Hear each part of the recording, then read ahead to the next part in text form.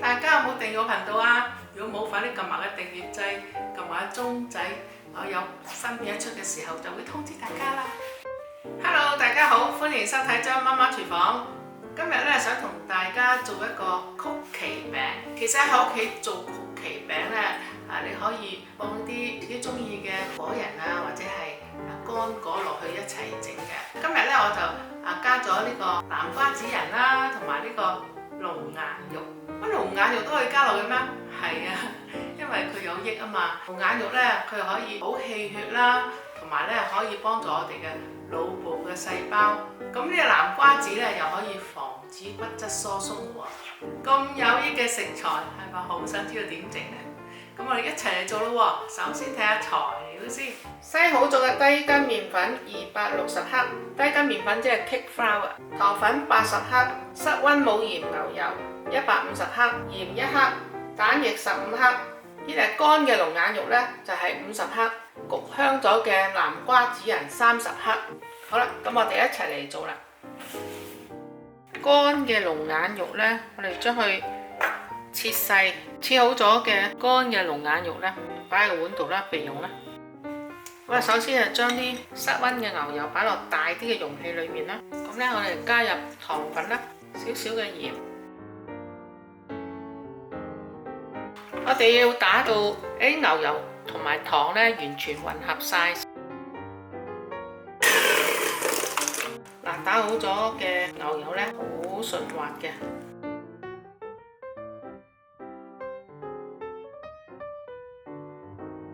好啦，而家我哋就加啲篩好咗嘅低筋麵粉，唔好一次過加咁多落去，又係分3次咁加入啲麵粉落去，按壓嘅手法嚟做，就唔會話搞到佢好起晒筋咁，嗰個曲奇餅就會鬆脆。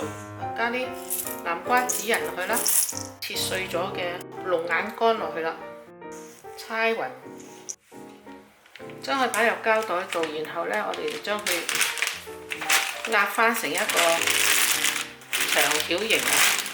好啦，入咗喺個膠袋裏面咧，咁而家你就可以將佢搓圓撳扁啦，整翻佢個形狀出嚟啊！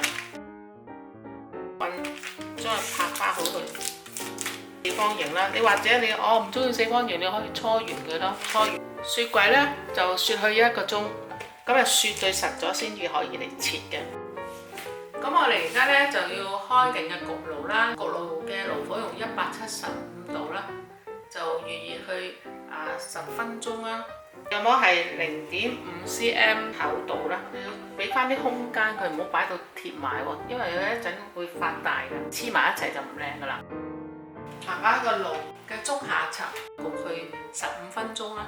咁然後咧，我哋就好打開個櫃先，熄咗火，由得佢喺裏面咧，再焗多佢2-3分鐘先攞出嚟。咁個曲奇餅就會好脆好食啦。好啦，我哋嘅曲奇餅出爐啦，睇顏色好靚啊！我做咗呢度係24件呢啲曲奇餅啊，大家睇。嗱，攤凍咗，嗱俾大家睇下，好酥脆嘅。非常好食啊，非常之酥脆啊！咁咧又食到裡面嗰啲南瓜子啊，有啲油香啊，啲果仁香味啦，下午茶一流啦，招呼朋友都冇失禮㗎。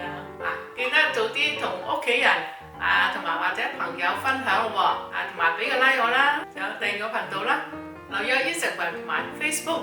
我頻道裏面咧有好多糖水、湯水啦、家庭小菜啦、節日餸菜啦。好啦，多謝大家今日收睇。快啲做啲嚟試下咯喎！我下次見，拜拜。